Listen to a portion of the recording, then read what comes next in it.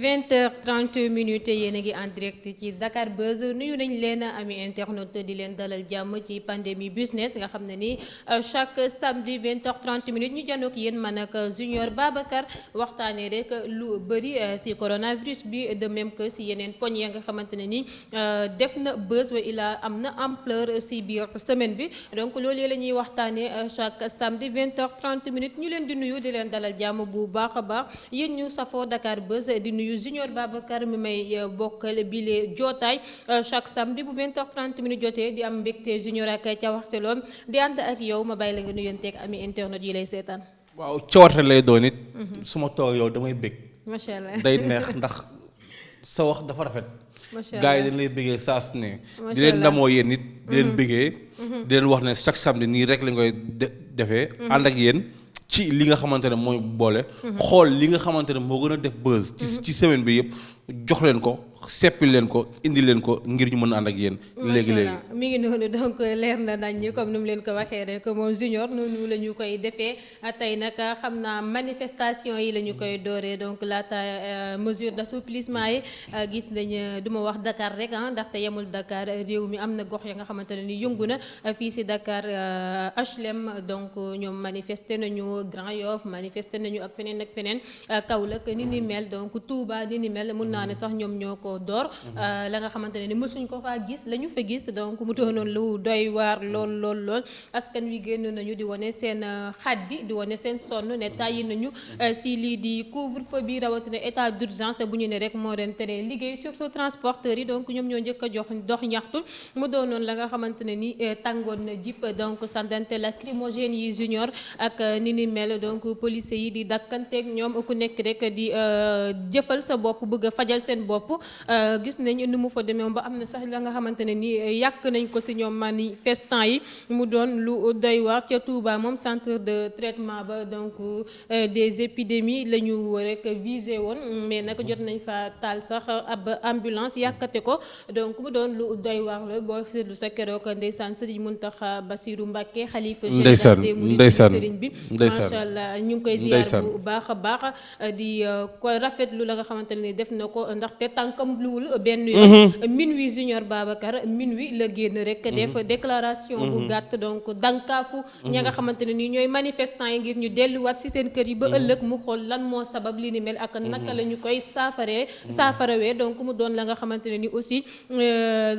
li mu doxalee rafet na lool waaye aussi ñu ngi ko ci mastaw bu baax a baax li nga xamante ne ni dérangé nañ ko ci ñun ñii di askan wi donc di ko ci mastaw bu baax a baax te di ko ci jéggalu tamit Junior Babacar. waaw ndeysaan ab kilifa ci réew. kilifa ci gox. mu yeewu. ndax ay ndaw yu jug ne seen xol dafa naqari. léegi ana ña des seen kër toog. ñooñu am nañu leen naqari. mooy gox bañ naan Touba gox bañ naan Tiwaawan. li nga xamante ne musul am. ñoom loolu ndaw yooyu def. yaakaar naa ab taalibe. da nga war a ànd ak yar. da nga war a wuyoo ndigal. tey jii xalif bi am na lu ko metti li ko metti mooy ndaw yi génn Touba lu fu mësul am. génn di manifester wu. manifestation yi mënul fay dara. taal yàqate. hôpital bi ñu yàq. kan lañ koy def. léegi ku feebar nga war a dem foofu léegi fan ngay dem gis nga ñun ndaw yi.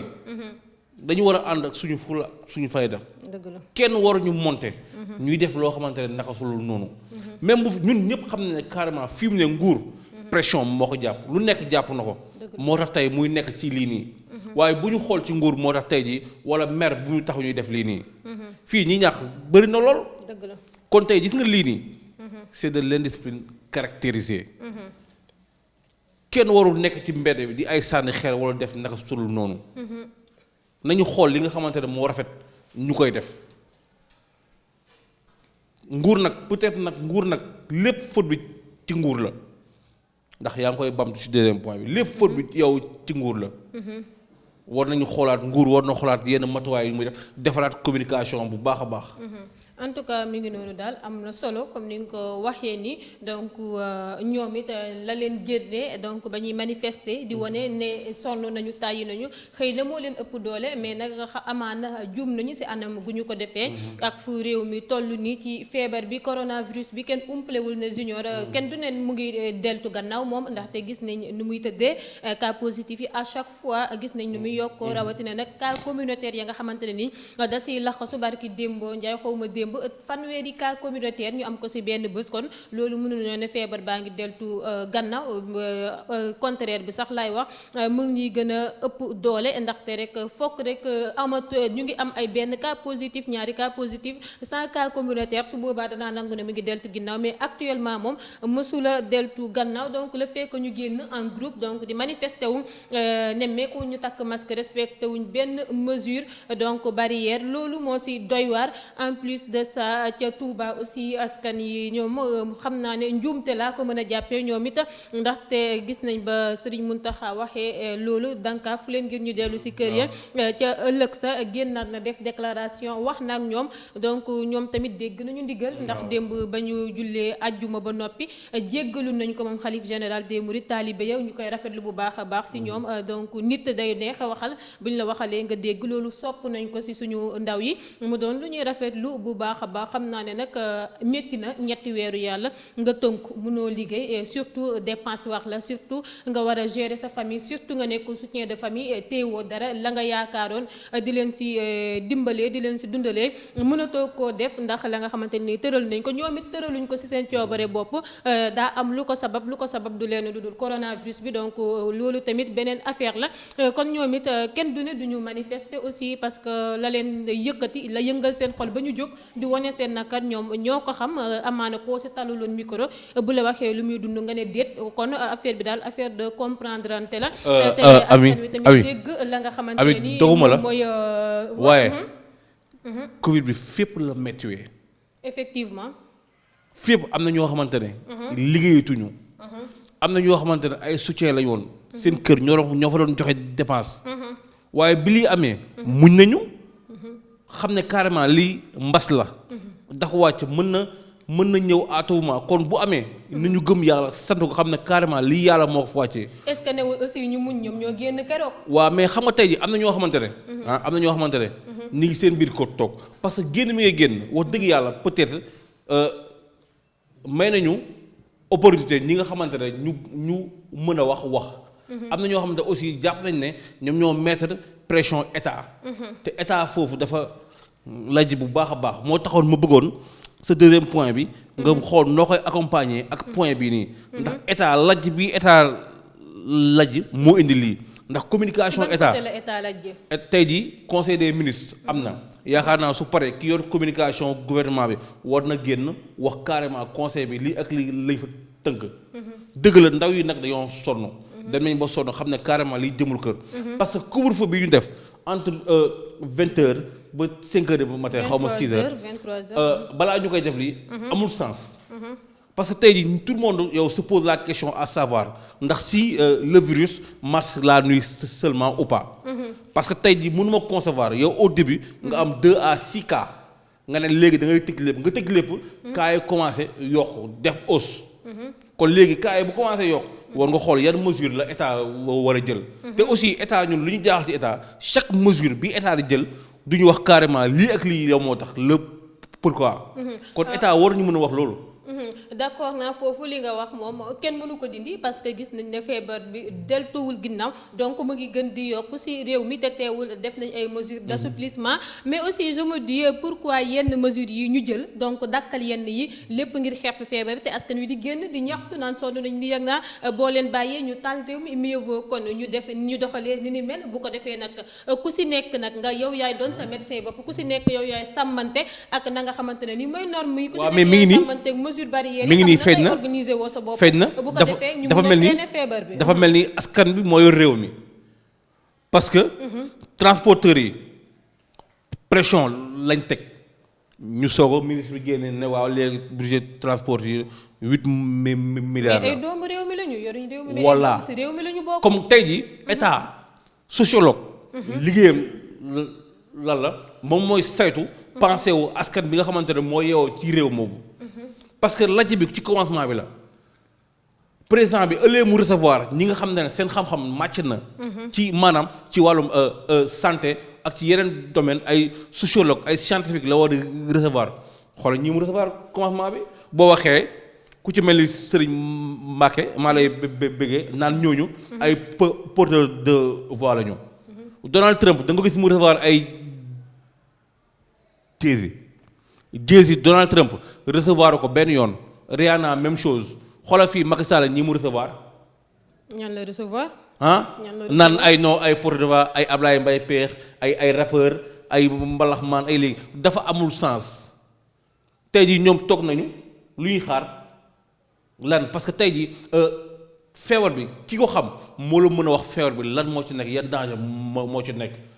li ci gaa yi xam loolu lañ xam loolu ci kenn xam mais ki nga xamante ne loolu mooy liggéeyam moom moo la mën a wax feebar bi. kon yii su amee. nañu jël ñi nga xamante ne carrément. seen domaine seen xam-xam màcc na. man je ne suis pas là comme journaliste du ma journaliste. comprendre nga tey jii bu ñu ma doon jox affaire journaliste damay bañ. kon nañu xool li nga xamante ne moo ànd ak communication bi la communication dans les normes doit refléter à la personne ki nga xamante ne moom mooy divulguer information bi. voilà. nangu na donc feebar bi ña nga xamante ne ni ay médecins lañu ña nga xamante ne ni seen xel màcc na si ñoo ko mën a wax nit ñi mais aussi benn côté aussi si porteur de voix yi ñoo xamante ne nii bu ñu waxee ñu bëri danañ leen déglu ñooñu aussi mën nañoo véhiculer certains messages ya nga xamante ne nii dana utile si population bi ba bu ñu ko dégloo comme ay messages de sensibilisation ak li ni mel la nga xamante ne nii bu ñu ko dégloo bu ñu ko jëfeewee dana leen mën a aar si lu bëri côté boobu aussi ñoom soxla nañu leen fa parce que tey ji kenn ka nga xamante ne ni kenn xamu ko kenn du ko déglu bu ñëwee wax xam nga tey ñu koy déglu dana néew mais ka nga xamante ni su waxee nit ñi danañ ko bàyyee xel ñoom mën nañoo jaaree si ñoom ngir véhiculer yenn message yi ngir mën a aar askan bi si sama xalaat bu gàtt. ab yi xam nga tey jii nit mënul jàng-jàngam xam lu muy xam. tey jii di toog di déglu koo xamante ne nga naan ma kii porteur de voix la porteur de voix bi lan la mën a xamal ki nga xamante ne xam na ci domaine bi. loolu mënul nekk loolu c'est loolu c'est d'insulter l'intelligence des personnes. tamit waaw nañu xool li nga xamante ne moo yéen maanaam ñun ñu koy def xoolal exemple jàngale bi état jël na décision ba vay bi mu jékki-jékki ne amul. voilà donc mi ngi noonu jàng meeg njàngale mi comme ni nga ko waxee loolu danañ si ñëw si biir waxtaan mi xam naa ci kanam tuuti danañu siy xuus donc mi ngi noonu ak manifestation yi ku nekk rek xam naa ak ni nga koy analyser ku nekk rek ak sa xel fam koy yóbbu donc ku nekk libre nga ngir ànd ak sa xel xool na nga koy analyser kenn du si condamné kenn mi ngi noonu gis nañu aussi ca Kaolack la fa xewoon si manifestation yi autopolice bi ak xale bu góor bu mu tël ci anam bu doy waar lool gannaaw boobu doom dawee xël ngir tasaare nit ñi ña doon manifester ñu gisoon ko ba man ba ma xoolee vidéo bi dama tiit sama yaram dafa daw tellement que la ma yaakaaroon maa day taari mais demeewul woon noonu parce que nuñ ko gisee ci état bu ñu ko gisee vraiment dafa doy waar dafa yërëmtalu da ngay tiit boo dee nit rek donc sa yaram daal dafay daw ak ni nga koy xoolee vraiment doy na waat mais nag macha allah bu ñu sukkandikoo ci ay proches bu ñu sukkandikoo ca hôpital régional El Hadji Ibrahima Niass bu Kaolack ba nga xamante ne ni fa la nekk mi ngi am tan bu baax a baax mi ngi féex donc jamono ji wér-gu-yaramam dal na xel yàlla na mu gën a tane donc wër bu baax a baax delluwaat ci ay activités te ñu moytu manifestation yi junior ndaw yi dañuy dëgg def attention aussi ci li ni mel dakkanteeg autopolice ak li ni c'est pas sûr gis nga genre yi am fii te bu ci leneen amoon aussi mara détail dañuy ñàkk ay parents dañuy ñàkk moom ndaw mu doxagul dara ci àddunaam mu ñàkk bien vrai que yàlla mooy dogal mais nañu xoolaat doxalin yi aussi. waaw mais gis nga tamit. policiers yi. dañu war a xamante ne askan mi nekkuñu seeni noonu. quel que soit alpha ak bépp circonstance bu mu mënti nekk. mais da ngay dem ci réew tubaab yi. mais gars yi dañuy manifester wu policiers yi taxaw nii di naxanteeg ñoom mais ñoom fii pourquoi pas ñoom mënuñu naxante. pourquoi pas ñoom mënuñu wax bu neex même bu fekkee manifestants yi nekkuñ ci teguñ ko ci yoon mais ñoom nañu xool parce que tey war nañu xoolaat tamit formation bi. policiers yi ñu leen di former war nañ ko xoolaat bu baax a baax. parce que mënuma concevoir. manifestation nga tiim mbooloo nit di enfoncé wu. jël sa oto di mbëkk nit. wala nga jël arme tirer nit. université dégg nga fa policier yabu tirer. policiers yi nag il est temps ñu yemale leen seen place. wala ñu xalaat seen formation bu baax a baax. xam ne carrément askan bi nekkuñu seeni noonu. nañu xool yan anam yi nga xamante ne war nañ ko mën def pour mën a lëkkaloo yow askan bi. tey jii boo doon dox ci mbedd am na ñoo xamante ne bu ñu doon dox ci mbedd. gis benn policier yow en danger duñ ko faale. parce que dañuy jàpp ne kii suñu ennemi pire la ñoom nañu xool li nga xamante ne moo rafet ndax ñi ci nekk seeni frère lañu. ak seeni sœur. tey jii ñoom am nañu ay mbokk. tey jii burul dara di nga si gis nag wax dëgg yàlla ay policiers yu baax ñi nga xamante ne wax dëgg yàlla da nga leen di xool gis si ñoom xel bu yaatu. di leen ñaan rek ngeen jàpp ne ñii nekk ci mbedd bi ak yéen a bokk benn réew. Sénégal rek mooy am ndam. di ñaan yàlla nag mbas bi nga xamante ne maanaam xool nu ñuy arrangé pour mu wàcc. en tout cas mi ngi noonu am na solo mais lenn lay bañ a dégg askan bi di jàppe policiers yi comme seeni ay ennemis en fait duñu seeni ay ennemis bien vrai que ne nu ñuy régler situation yi xaw na doy waar donc askan wi aussi nu ñuy comporté woo ci kanamu policiers yi aussi xaw na doy waar man toor bi ci ñaari côté yëpp laa koy teg parce que yenn yi mooy indi aussi yenn yi nañu ciy bàyyi xel bu baax a baax. waaw mais bëgg a arranger policier bi situation ñu nekk di ci formation dañ ko jàngal muñ. xam naa loolu mais côté bu may waxee mooy tey nga ñëw di arranger situation. ñu ngi manifester yaa ngi ñëw yow lu la fi indi mooy xool kaaraange askan wi. xool assurer kaaraange ña fa nekk donc ba dégâts du fa am ak li ni mel. mais tey jii tamit boo gisee ay ndaw jël ay xeer donc di sandi wante ak sandi policiers yi donc foofu aussi foog ñu riposter parce que du ñu bàyyi seetaan ko de manière muy demee noonu su boobaa donc mën na jur leneen la nga xamante ne. gis nga gis nga parce que ndaw yi. ñoom ils mettent dans leur tête que policiers yi bu ñëwee rek dañuy riposté wu. loolu nag moo war a dañ. voilà parce que tey jii. loolu mi ngi jógee ci ñoom. bu fekkoon ñoom tey jii. buñ séenee nit yi dañuy arrangé léegi après ndaw yi dinañ xam ne carrément ñëw waxtaan rek ñoom parfois di nga gis ay policiers yi nga xamante ne dañuy def ay actes yu nice. ñëw calmer waxtaan ak ñooñu. waa ñu dem. amaana mooy sànq li nga wax rek ñiy génn dëgg la. teguñu ko fenn ci yoon peut-être dafa am lu leen naqari moo tax ñuy génn. ku nekk la génnee yaa ko xam. ku nekk la nga génnee yaa ko xam. waaye nag ñu ngi leen ñaan. bu amatee. dañuy ñaan yàlla sax du am. na ñëpp toog suñuy mer ñu xool neneen ñu ko manifesté. soit ci ay message wala ci mbooloo boo xam ne dañuy dajaloo fenn toog waxtaan. xool média baa ngi fi. ñun ñu ngi fii yow pour yéen. ku ci soxla am lu la naqari ngeen woo ñu ñëw waxtaan see ko yéen. bu ko defee Dakar Buzz dina jàllale information boobu. waaw incha allah rabi donc mi ngi noonu en tout cas ñaari côté yëpp la man à chaque fois je le dis askan wi dañu war a xam ni ñu comporté woo devant les policiers de même que policiers yi dañu war a xam nu ñu war a rek arranger situation si na nga xamante ne ni dara du si am la nga xamante ne ni dañu koy ñaawlu Junior Babacar bu weesoo loolu aussi dañu wax ces mesures d'assouplissement yi gannaaw manifestation yi donc bàyyi nañ yu bëri ya nga xamante ne ni tere woon nañu ko lu si mel ni dem beeg dikk bi donc ni ki ëllëg dimanche bu 5 heures du matin jotee la gare routière yi donc di tijji donc mais 20 heures dañuy tëj mu doon nag la nga xamante ne ni dem beeg dikk bi dana dooraat si diggante dëkk ak dëkk maanaam transport interurbain bi comme ni ñu ko teree woon dindi nañ ko de même que restaurant yi dinañu tijjiwaat ak li ni mel sauf bar yi ak sport ci plage yi yooyu dañu koo tere ba tey manifestation yi aussi ak ndaje yi dañu ko tere ba tey bien vrai que bàyyi nañ yee kon foofu ñu fay ñaax rek askan wi ñu gën a vigilant ndax fi mu ne nii foog nga prudent ngir mën a aar sa bopp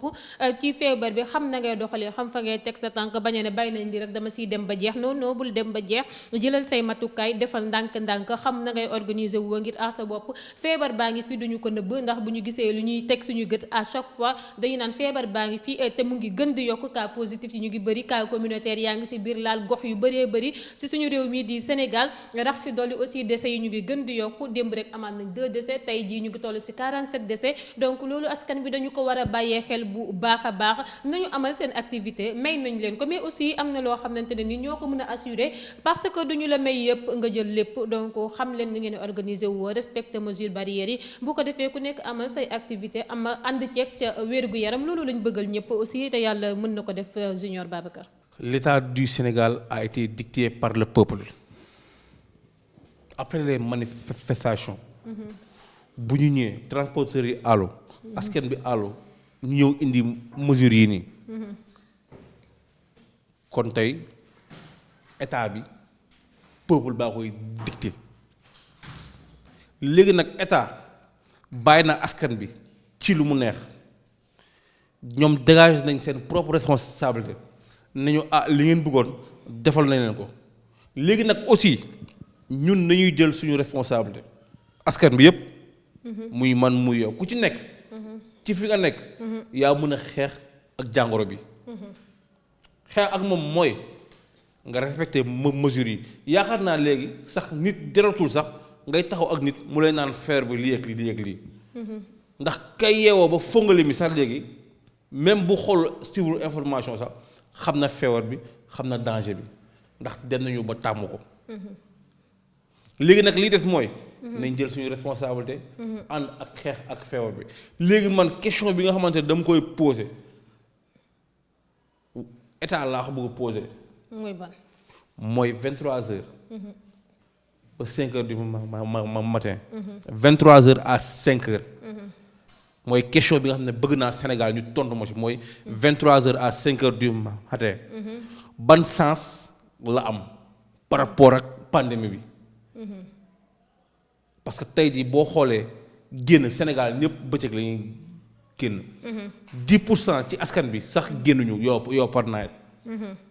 kon tey lan moo waral lii te ba léegi soxla nañu nguur apporte ñu si ay éclaircissement yu leer waaw en tout cas mi ngi noonu ku nekk rek ak nu ngi koy analyser donc en tout cas lu ñuy naan ay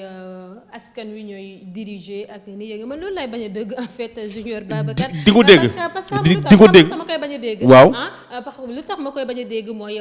askan wi aussi waa réew mi lañu donc ay doomu réew mi lañ tey jii bu ñu bëggee lii di ko sàkku tax ñuy génn di sàndiwante ay xeer di def ay manifestation di yàkkati donc ay auto di def ay lu kenn xamul donc ndax rek ne réclamer nañu lii la ñu bëgg ndax sonn nañu tàyyi nañ en fait bu leen état dégluwul lu ñuy wax ci réew mi la ñu bokk dañu leen war a bàyyee xel dañu leen war a déglu aussi bu état bàyyee aussi ñu wax ne état waru leen a woon déglu dafa war a def ñu def en fait côté yooyu aussi sénégalais moom dafa mel ni nit ñi aussi ñoom ñoo ànd foog ñi awee nii ñi awee ne mënta ñàkk quand même man loolu lay waaw mais parce que yaa jaama tey buñ dalool ci moom kon di nga xamante ne kenn du bouger peut-être dañ dëkk ci dëkk bi nga xamante ne démocratie lañ nekk liberté d'expression lañ nekk waaye la liberté d'expression ne vous donne pas le pouvoir bi nga xamante ne da ngay nekk ci mbedd bi di yàq man je suis contre ñiy génn ci mbedd bi di yàq waaye lii ma contre mooy lan moo tax état di xaar ba ndaw yi di génn muy soog a jël décision bii nii. est-ce que décision bi jëluñ ko bien avant que même bu ñu ko jëlee bien avant moo tax mooy la l'information devrait être divulguée. parce que avant que manifestation yi di am man maa ngi jot information yi que ni danañu wax donc mercredi. dana am lii ñëpp noonu la déedéet dafa nag ñëpp xam nañ ne carrément dañuy génn wax. mais tey jii chargé communication. état bi lan la. mais tey jii bu fekkee loolu dafa jeex. conseil des ministres jeex na mais au moins sax. mu génn wax ak askan bi comprendre nga léegi nag mooy li may wax rek responsable nii mooy chacun pour soi yàlla moom ñëpp la fi nekkal ñëpp xam nañ loolu yàlla dina sàmm ñëpp kon mi ngi noonu yàlla na yàlla aar ñëpp yàlla na yàlla sàmm ñëpp xam naa dañuy génn rek ci côté boobu dugg si benneen côté ci lu ñeen rek njàng meek njàngale mi donc lay dugg éducation bi nga xam ne jamono ji xamaguñ fan lay mujjee exactement si année blanche ou non donc loolu yëpp xamaguñ élèves yi yaakaar naa ne jaaxle nañu ñenn ñi du ñàkk ñenn ñi danañ si bekk du ñàkk ñeneen ñi aussi dañ si bekk comme genre Badara bi xoowa ban position la si féetee donc mi ngi noonu àndoo ci donc mi ngi noonu donc mu doon lu doy waat aussi parce que ñu ngi waroon dellu l'école yi ñaari fan si weeru juin wala def examen jàll classe supérieure comme ni ñu leen koy souhaité waaye nag gis nañ à la dernière minute donc annulé nañ li ni mel te dara waralu ko lu dul ay enseignants yu ñu ne testé nañ leen ñu positif ci coronavirus bi mu doon lu doy waar xamuñ éducation bi junior fan lay mujjee at mille waaye nag Moustapha Cissé Lo moom daa mel ni wane na ci position wam ndaxte bu ñu déggee kàddu yu mu yëkkati day woo sax téléphone ki nga xamante ne ni mooy Mamadou Talla waaye day bañ a jël ay appelam lu ko waraloon mu koy waaw Moustapha xanaa moom Moustapha tonton Moustapha xanaa moom bokkatul ci nguur bi wala moom moo ma jaaxal en tout cas daal man tonton Moustapha moom ins bi opposant la ma gën a niru nee na moom daal bu sañoon école yi duñu ko tijji nee na moom lancé na message bi sax Aly Ngouille Ndiaye la wax ngir mu jottali ko Macky Sall loolu nag moom a ciy gën a jaaxal. waaw mais moom diggante ak Macky Sall moom lan moo ci nekk. loolooy problème bi nag fi mu ne nii tonton Moustapha moom mi ngi noonu. fi mu ne nii loolooy cas bi moom. loolu moom waaye nag njàng bi ndeysaan. mi ngi may fàttali ko ba ñuy jàng ak sama gars yi. ñoom Babacar Mbaye Diouf. Babacar Mbaye Diouf. maa ngi koy siyaar de passage ay ñoom Thiat. sama gars yi dëkk ba waa Djilor Saloum. maa ngi leen di bëggee fa laa jàngee. mi ngi noonu parfois bu ñu doon naan tey jàng amul. dañuy yàqamti. yaakaar naa nag loolu moo ñëwaat. am na ñoo xamante ne élèves yoo xamante ne. année blanche la ñuy xaar. mais année blanche loolu nekkul avantage quand même. dañu ko war a mooy classe benn boy bu ñuy naan Boga. dañoo xamul li ci année blanche Boga dafa teel a bàyyi jàng. genre yooyu. ñooy toog di ñaanal kii leen jàngal yàlla na feebar. wallaahi. léegi boo xoolee l'enseignement a complètement perdu sa valeur. bien avant pandémie bi gis nga lii kenn mënu ci lenn. en tout cas mbas mi la kenn mënu ci lenn nañu xool. année bii nag pour ñu sauver ko. même année bii bu ñu ko sauver année bii di ñëw dina metti lool ndax ñi doon def ay cinquième ak yeneen classe yi nga xamante ne defuñu examen bu ñu leen placé en classe supérieure mooy ñi amoon ay moins 10 11 12. duñu ñëw moo xanaa ñëw leen yóbbu leen en classe supérieure sans pour autant que ñu jaar fenn. sans pour autant que ñu def examen même boo leen defalee examen kon dinañ gën a xam ne kon on va attendre pire. mënta ñàkk ci man mooy li Moustapha Cissé Lo wax rek. mënta ñàkk ko année bi moom fépp la jaxasa. année bii nañ ko bàyyi mu weex tàll. mais année blanche moom en tout cas amul avantage te aussi moom mooy loolu fu mu ko gisee moom en tout cas même bu dee mënul ñàkk sax en fait amul avantage te lu si nekk dafa doy waar lool. conseil des ministres fan la woon bii ni passé ministre yi yëpp a toog. voilà tey ji war nañu xool jàngat. xool ne feebar bi. bu fekkee mi ngi gën a jël ampleur gis nga biñ ne léegi feebar bi léegi dañuy dem jàngale ji balaa enseignant yi di yegg ci terminus bi buuxante bi amoon na fa. ci ay magum jëmb. foofu ma manque d'organisation. dû à qui. manque d'organisation moo fa amoon. kan moo ko def état moo jël rek jébbal leen xam nga tey jii dépense boo ko joxee yow ci kër du question da nga ñëw rek joxe am togg leen. parfois yow di nga xool ne nii laa bëgg ngeen toggalee ma ko kon tey état bu demee may ne terminus Liberté 5 war na xool ay jour bi ñi dem dëkk bi nañ ñëw ñi dem dëkk bële. wala ñu xool organisation bi mais buru xuloo ci ay am na loo xam ne tamit ñoom tamit seen responsabilité la. yaakaar naa ay magum jëmb ay jàngalekat fépp foo nekk da nga war a jàngale. kon ay magum jëmb mun ma concevoir ñuy dem ba si terminus bi di buru xuloo foofu. leen li mooy nañu ñaan yàlla liy dem ndax tey jii foogoon nañu mbas mi bu fekkee daf fi am dinañ gën a juboo dinañ gën a lonkoo dinañ gën a ànd ñu ñëpp ngir xeex ak moom waaye léegi xeexatuñ ak mbas mi rek façon xeex bu nekk mi ngi fi am. mi ngi noonu daal en tout cas lu xewoon ca Liberté 5 man je me dis manque d'organisation la parce que nu ñu waroon organiser woo moom moo manqué donc dem am na sax ña nga xamante ne boo leen gisee dafa am kumba am ndey kumba amul ndey ña nga xamante ne dañuy bindu mais dañuy gis lii ñu bañal ko kii lii ñu nangul ko kii mu mel ni dafa am lu nekkaat ci biir loolu ña sa sës ñoo sa xam dara mi ngi noonu Moustapha Cissé Lo maa ngi leen ko doon wax léegi moom nee na bu sañoon année blanche mooy am te taxaw na tamit wax carrément ne moom doomam du dem école même bu ñu ubbiwaatee l'école yi nee na daal bu ne woon ministre de l'éducation nationale moom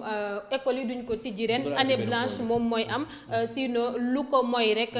même bu dee sax Macky Sall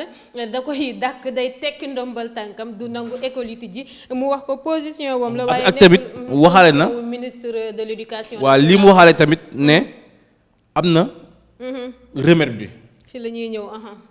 waaw mi ngi noonu si la ñuy ñëw donc bu ñu paree foofu aussi balaa ñuy génn si moom jusqu'à présent si moom Cissé Lo ak rek la mu wax également ci Covid 19 bi ba mu génnee si lu ñeel éducation bi nee na rek moom am na remède bi la nga xamante ne ni baax na si coronavirus bi nga xamante ne ni moo ñu xañ jàmm ñuy wër la ñu ko fajal moom mu génn ne am na ñaan ba nga xamante ne ni boo koy def donc dana la musal si lu mel ni ay virus comme coronavirus comme Ebola comme yeneen ak yeneen donc loolu la xam ne ak ay garabam ya nga xamante ne ni mu ngi ko bokk di koy jëfandikoo mu baax ci coronavirus bi mu doon nag la nga xamante ne ni daal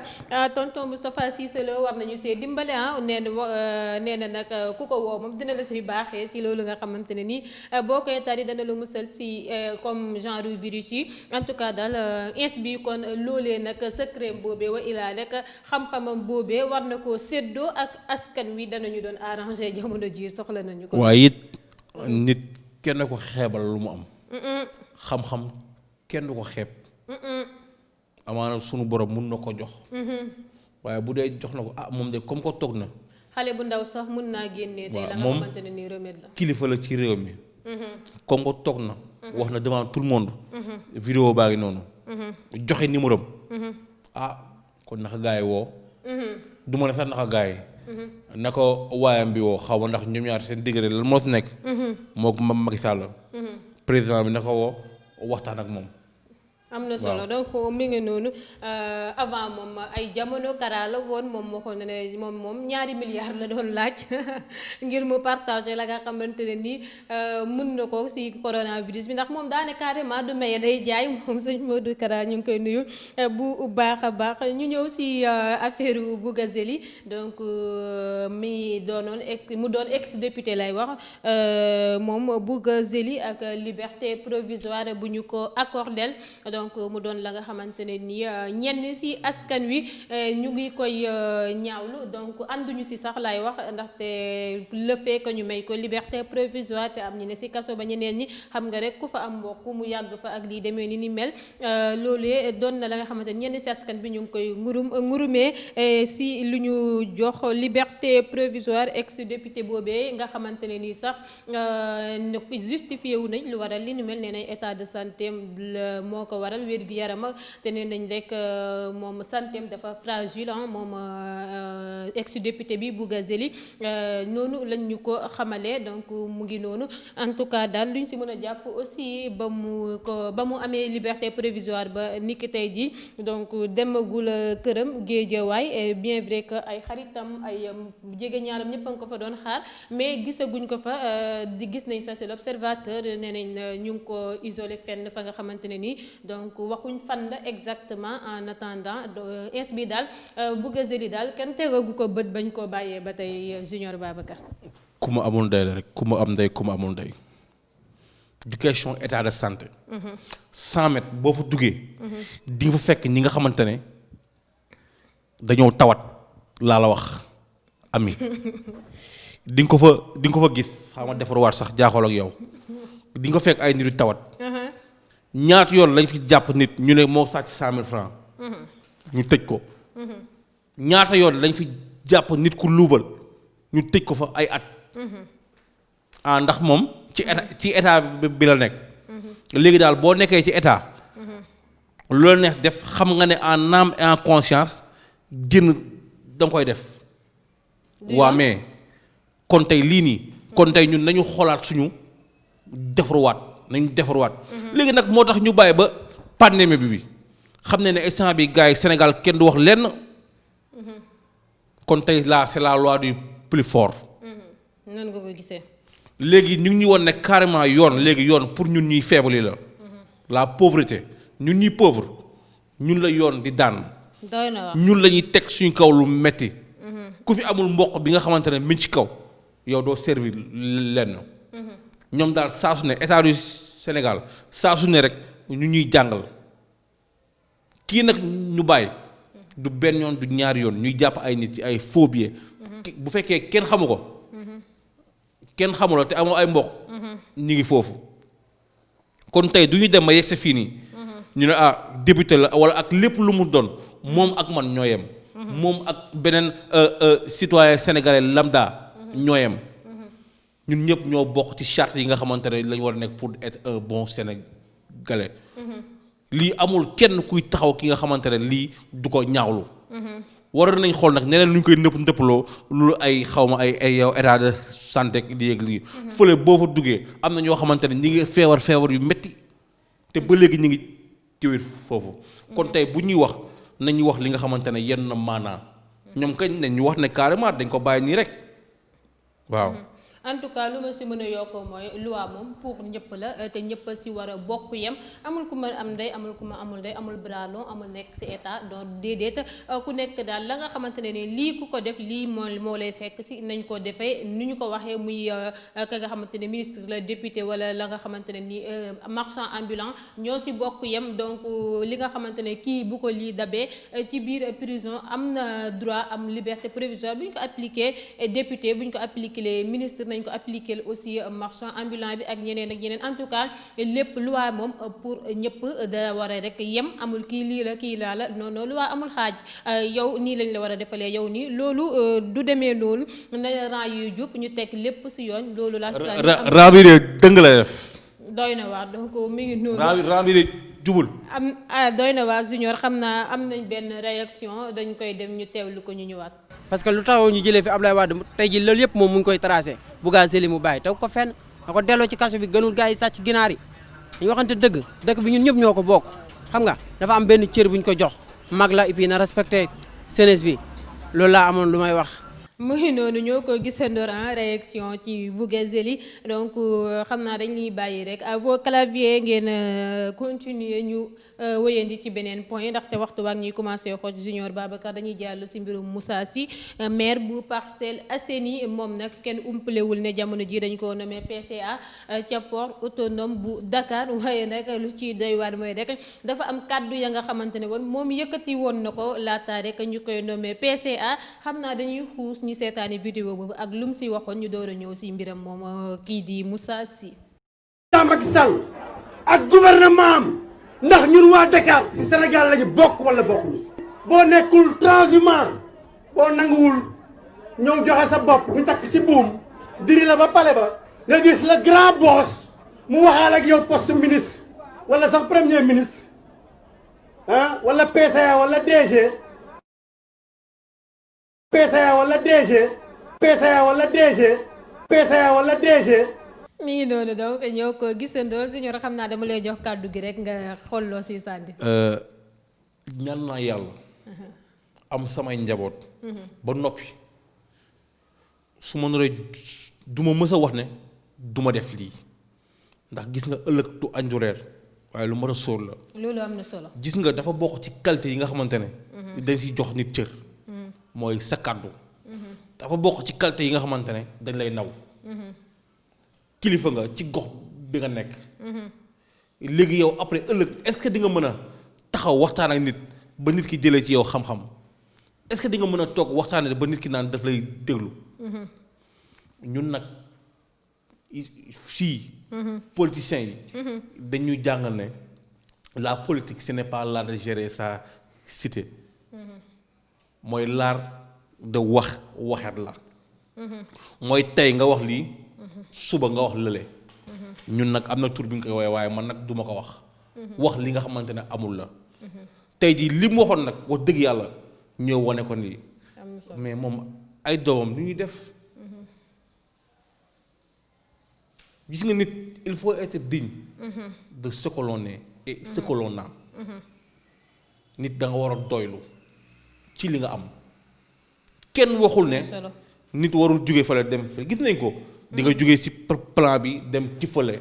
waaye wax ji na rafet dëgg la loolu moo tax moo indi lii gis nga bu doon démb dafa wax ju rafet kon yaakaar naa buñ ko falee kon lu rafet léegi lay dégg fii ku ci nekk am na ñoo xamante ne fal nañ leen DG port bi kii fa nekk bañ koy fal déggoo benn coow ndax waxuloon moom kuñ fal nag nit yi di wax daa fekk li nga waxoon démba ak li nga wax tey bokkul politiciens yi nag ñu ngi leen di ñaan ñu defaraat seen cadre bu baax a baax moo gën à chaque instant ñu ñuy gëmloo loo xamante ne gëmuñu ko di ñuy wax loo xamante ne ñoom sax seen wàllu bopp gëmuñu ko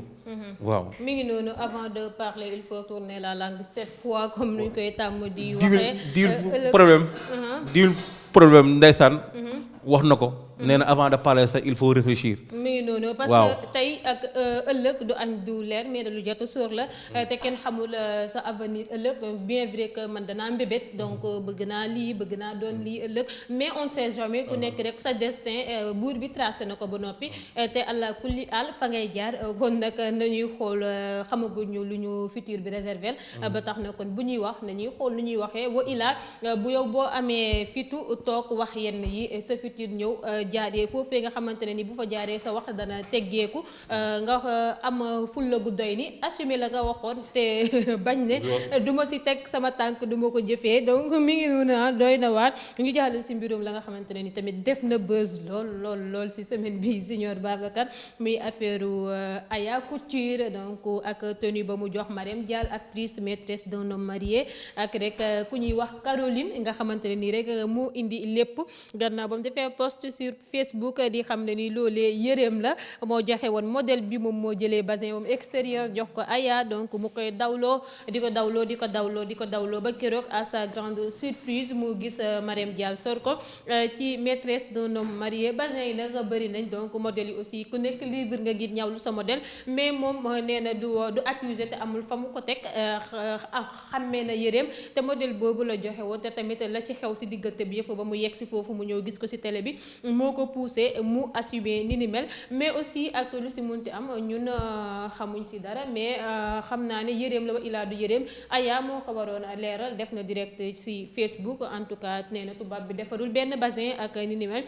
man en personne woo naa ko téléphone mais la mu xamle mooy rek ne du si wax donc du si wax moo ko mënoon leeral te comme que nee na du si wax xam naa dañuy bàyyi noonu rek mënuñ see xuus mënuñ koo leeral mais en tout cas diggante ak problème bi mën nañoo si diggante moom la Aya ak Caroline mais Marème Dial moom je pense que du si dara ndax moom dañu koo solal rek mu sol dem defi tournage am si sama xalaat bu gàtt. ndeysaan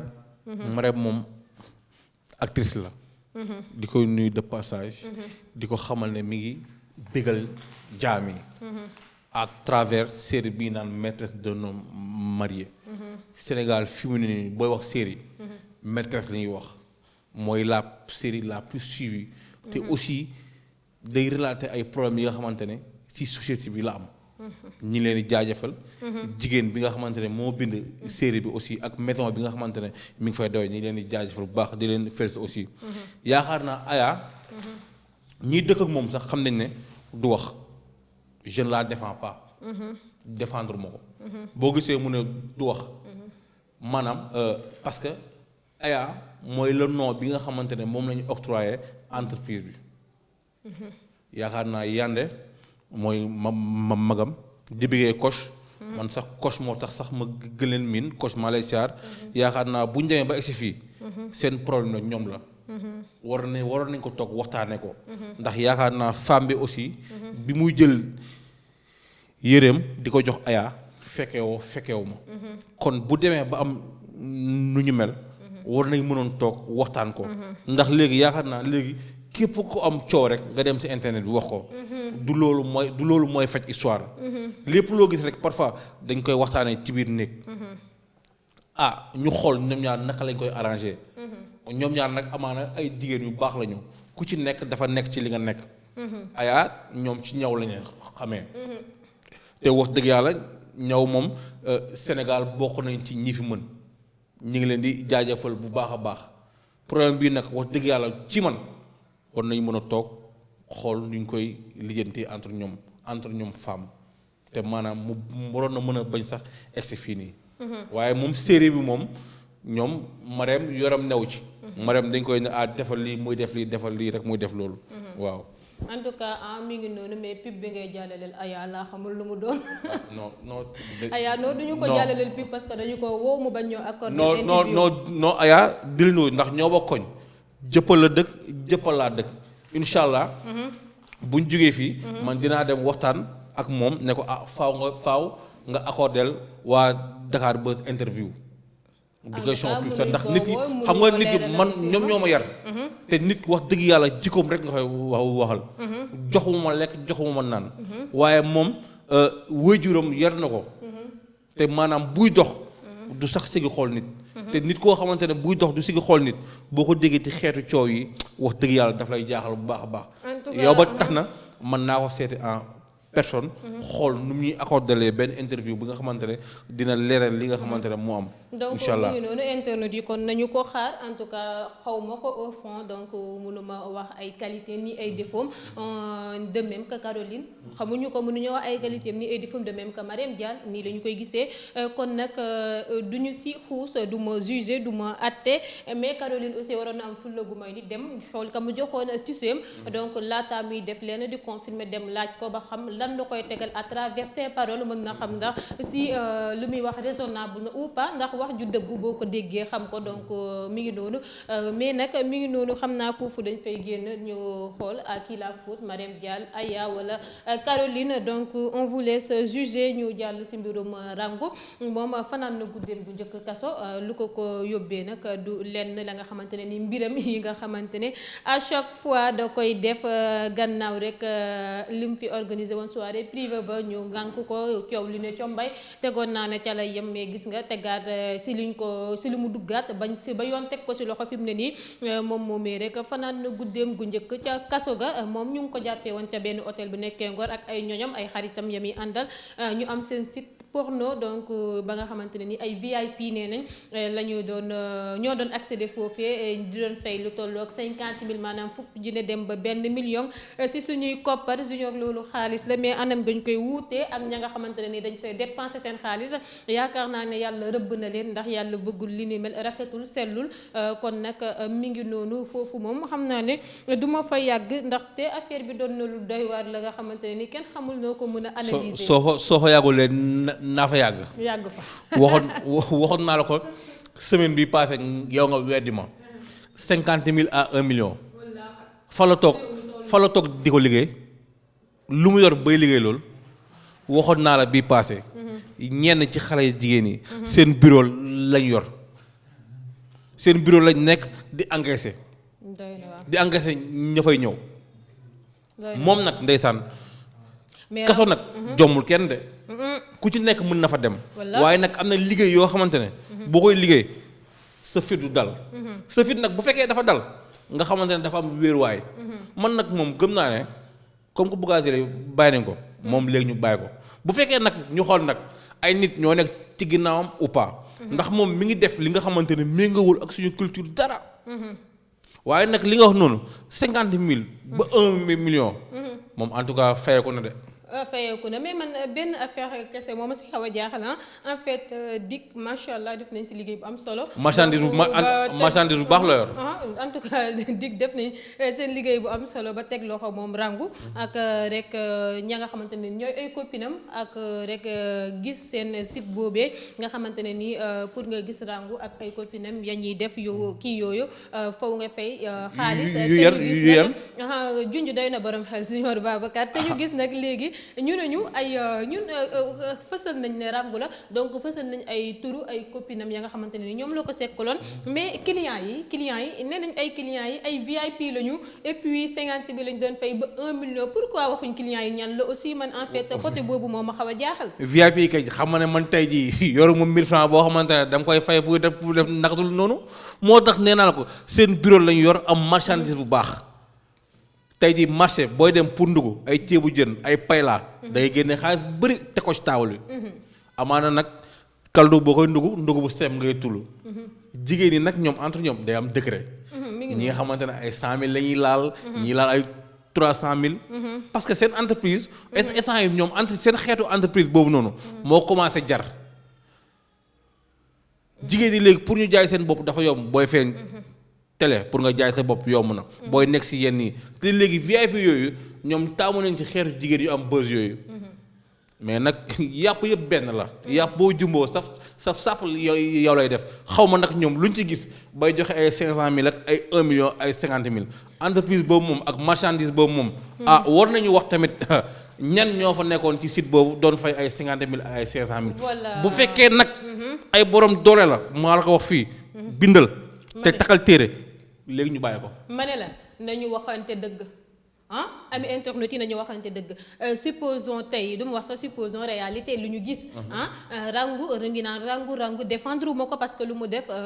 c'est pas bon c'est pas bon ñu ngi koy ñaawlu ba fu ñaawlu yem mais le fait que coow li topp na ko ci jëf ju ñaaw ji moom ak ay copinam lu ñu def ñëpp a ngi wax mais ay clients moom aussi clients yi ak ñoom rangu ñoo yem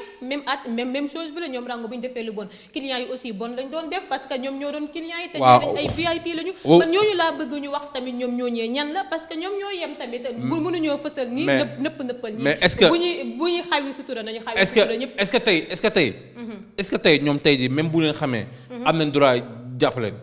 ñoom dañuy fay rek dem ñëwaat loolu nag moo dul yoon dañuy dem fay am bànneex ñëwaat mais pas waxuma sax jàpp leen mais ñu xam ñan lañ ñu xam ne xam nga tamit Sénégal mooy nañu bindoo bu fekkee ay autorité bu fekkoon man la tey jii su ma bokkoon ci loo xam nga aw ma 500000 su ma ci bokkoon ñu siiwal ma dëkk bi yëpp ndax man kenn xamuma déggoo ñu la ñooñu ay VIP lañu. loolu nag laay bañ xawi sutura ñuy nëppal ñi non. dañoo war bu ñuy xawi na ñëpp xawee. yoon gis nga yoon sax xam nga tey jii jaakatu yàmbaa bi balaa ñu koy jàpp kii ko jënd ci moom la ñuy njëkk jàpp kii ko jënd bu nga jàppee pare mu yóbbu ko ci jaakatu yàmbaa bi kon tey ñun war nañu xam carrément ñan ñoo nekkoon ci rango doon ko fay ay 500000. wala ay 300000 waaye nag duñu ko wax. loolu nag site ba amul fenn fooy dégg ñu la site bi fii la yéegli doo ko gis. en tout cas daal mi ngi noonu en tout cas fu ñu ñëwee rangu ses copines joxe seeni tour ak lépp donc wax ji ne coom mais seeni clients yi aussi clients VIP yi dañu ko war a xam nañu wax clients VIP yi ñan lii ma la mën a waxal mooy camp pénal climatiseur amu fa pay laa bu ñu rëgal bu saf amu fa lii fa am mooy gis nga tàngaay bi jàpp fii fële moo gën a saf clim amu fa fële moom kenn du fa VIP ñëpp a yem en tout cas mi ngi noonu en tout cas nañ ñu wax client VIP yi soxla nañu koo xam mais aussi dinañu même ça affaire ndaw ya doon def vidéo yooyu noonu yu bon yi donc ci ay appartement mais wax nañu seen tour seen élèves étudiants donc gérant appartement yi donc ak ni mel yëpp wax nañu seen tour mais bu ñu demee ba wax turu ñooñu kay client VIP yi aussi war nañu leen xam. ñoom xam nga sànq wax naa la ko nee naa dëkk bi nu mu tëddee mooy ku ma amul ndey. ku ma am ndey ak ku ma amul ndey. te dinu dëkk boobee nag moo baaxul. voilà mi ngi noonu nag nañ nangu rek mi ngi noonu ñu continuer si ña nga xamante ne mooy ndaw ñu doon def yooyu si appartement yi gannaaw ba ñu jàkkaarloo ak enquêteurs yi ña nga xamante ne ñooy major yi ñoo si jiitu ñoom la ñu fa xamle doy na waar ba yéem ña nga xamante ne nii ñoom ñoo leen doon enquête ak ña leen doon àtte si lu ñeel loolu donc nu ñu def ba vidéo bi fës si réseaux sociaux yi nee nañ ab mineur moom moo ko publier donc moo koy statut WhatsApp ñu capture ko si lañ ko gisee ñoom si réseaux sociaux yi sûrement kenn si contact am moo ko capture bu loolu weesoo aussi ku leen doon filmer moom nee na dañoo ñëw dugg nañ si néeg bi fekk nañ xale bu jigéen bi donc def na yaramu neen si kaw lal bi ñaari nit ya tëb si kawam dégg nga moom mu jël téléphone ba di filmer Junior Babacar mu doon la nga xamante ne ni doy na waar lool rawatina nag mineurs yi aussi teewlu nañ leen comme témoin donc am na sax kenn ku si àndoon ak waajuram bu jigéen xam na ne moom newul woon mariste mais aussi cité kër góor gi tëdd na fa copain am 2 fois xam nga ay mineur di wax lu seen kanamu seen parents vraiment c'est honteux parents yi dañoo choqué tellement en fait côté boobu daal nañu xoolaat yarin yi parents yi nañu xoolaat yarin yi nañu xam nu ñuy yaree doom yi nañu gën a vigilant si côté éducation bi dafa am solo Junior Babacar doom amal doom xamal ni nga koy éduquer nga teg ko sa wet jàngal ko la nga xamante ne nii mooy culture am bu ko defee dana la mën a dimbale ko ndax nit ki lu mu xamul di si xuus te liberté bu ëpp aussi baaxul nañ si bàyyi xel. léegi xale bu jigéen. nooy amee 16 ans. taxaw ci kanamu juge taxaw ci kanamu enquêteur ne tëdd naa ak sama far missa ñaari yoon sa kanamu yaay sa yaay di dégg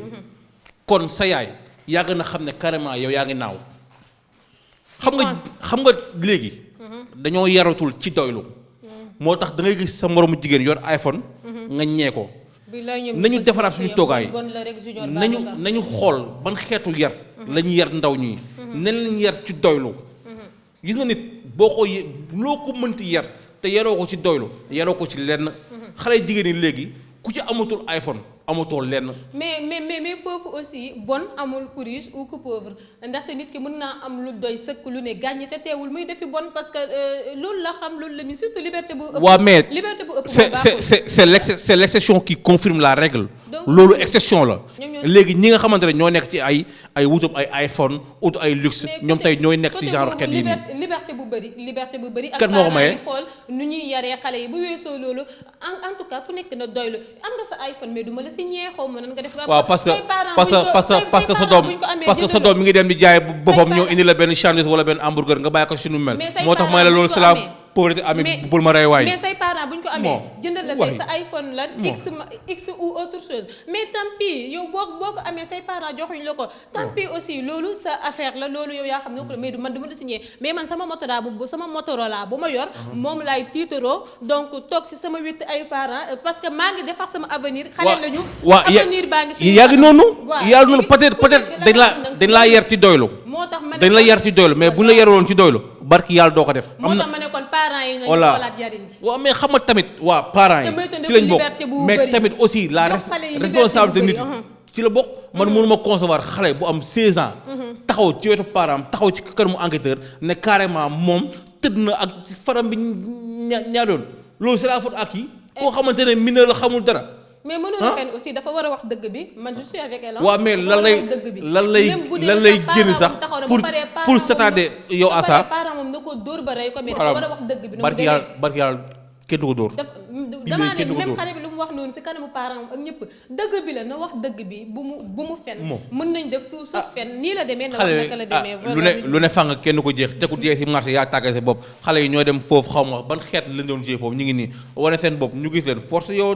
dafay avouer léegi nag parent bi nag dina xam ne carrément moom lii war si doomam def ko man bu fekkoon xale yi ay 25 ans lañ am mën naa concevoir ne seen faute la mais xale bu am 16 ans nga koy bàyyi muy génn dem di fanaani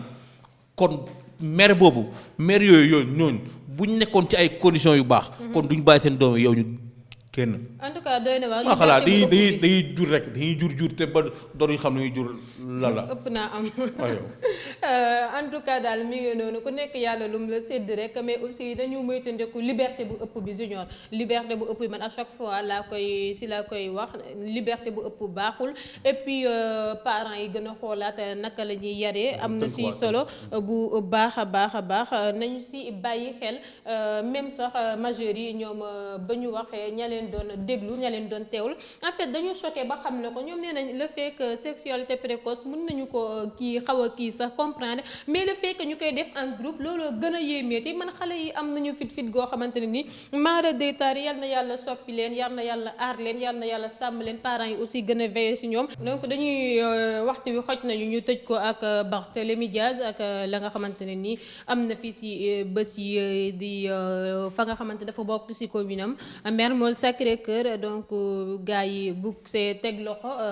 tey naan ci Fann Point E la bokk alors que bokkul foofu loolee tax sa ba convoqué nañ ko ci ba mu dem mu doonoon lu doy waar loolu junior. ndeysaan Bart c'est un champion wax dëgg yàlla du maanaam bu fekkoon dafi def li nga xamante ne maanaam lu ñaaw la dinañ taxaw wax ko ndax foofu ñun jëppal lañ dëkk jëppal lañ yaroo lañ màggee te ñii di yeewoo jëppal yaakaar naa muy jëppal ci Sicap bi ak waa Mermoz yàgg nañ fa dem di fooye booy dem looy wax maa ngi dem géeju Mermoz képp yaakaar naa aussi Barthélémy mooy premier magistrat wu commune am moo fa ëpp sax doole Macky Sall laa la wax te kon kenn mënu ko gën a xam commune am bu fekkee nag dañuy ñëw fi nga xamante ne place publique yi nga xamante ne ndaw yi dañ fa doon nekk di foo di def seen yenn loisirs yi ñu bëgg ko jël kon ñun tey wax dëgg yàlla gis nga riposte saa yu riposte amee rek ay manifestation lii moo ko indi nguur na jël affaire yi di ko teg ci yoon gis nga même ba ci siège bu Macky Sall bi sax fi mu nekk ci Mermoz la bokk coow loolu am na ne waa Sotrac ñoom ñoo ko dagal te Sotrac du moom moo war a dagg Sotrac fi mu nekk sax état moo ko moom kon tey ji Bart nag wax dëgg yàlla bu gaa yi juumee nag yow ba laal ko ñu xam ne nag nguur nag ñi ngi def yëfu cuune foofu place publique la xale yi yàgg nañ fa dem di foo képp kuy ndaw dëkk muy Liberté 4 muy Jëppal Mermoz Sacré-Cœur yàgg nga fa dem di entraîné wala nga dem pour féexal sa xol loolu nag patrimoine public la nañu xool nag naka lañ koy négocier pour arrêter travaux yi nga xamante ne mi ngi yow mi ngi am foofu di nuyu sama président Pape Samba Diop maa lay bëggee. macha allah mi ngi noonu donc daal lu dul dëgg du yàgg dëgg rek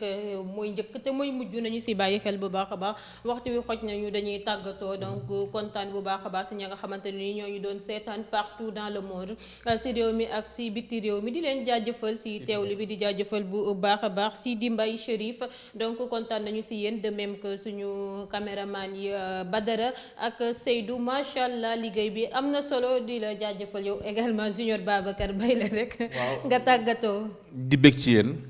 ñii ñoo mu ñële di leen bëgg saaf ne maanaam kenn mënantewul fenn yaakaar naa àdduna fépp foo nekk rek da nga war a mën a wane sa capacité par rapport ak ci li nga nekk di leen bëggee saaf ne di leen wax ne carrément ñun mënuñu